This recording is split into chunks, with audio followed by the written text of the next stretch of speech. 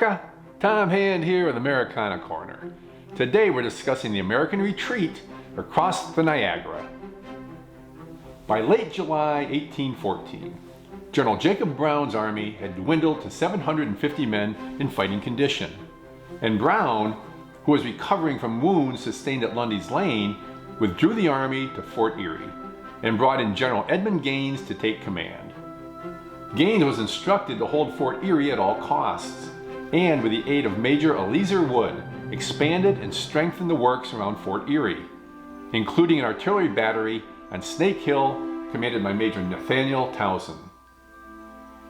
In early August, British General Gordon Drummond commenced the siege of Fort Erie, and, after several days of a largely ineffective bombardment, ordered an assault. The British attack began at 2 a.m. on August 15th against the American left, and quickly was repulsed, but the attack on the American right was more determined.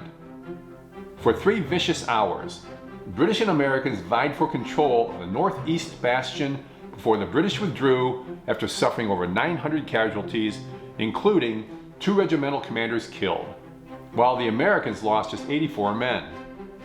The following month, to force Drummond to lift the siege, General Brown ordered a sortie against the British lines.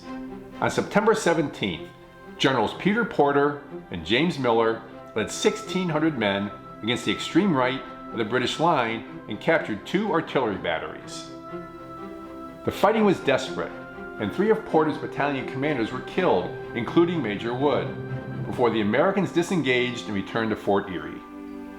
The sortie was costly, as the Americans suffered over 500 casualties, while the British lost 600 men. But it had its desired effect, as a few days later, Drummond moved his army from Fort Erie to a strong defensive position behind the Chippewa River.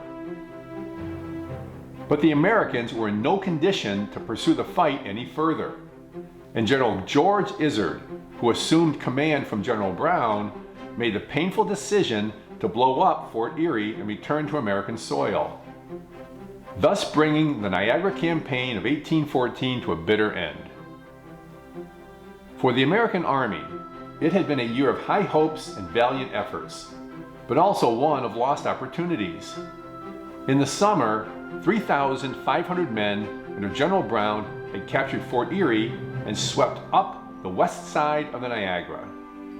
The Americans had performed well in 2 pitched battles against British regulars, and withstood a siege before driving the British back behind the Chippewa. But at the end of the year, the Americans were back where they started from. Perhaps more disappointingly, after 3 years of fighting and unprecedented cost, the United States did not possess 1 inch of Canadian soil, and, with Wellington's veterans on the way, 1815 was shaping up to be a bad year for America. Next week, we'll discuss a campaign for Montreal. Until next time, may your love of country lead you.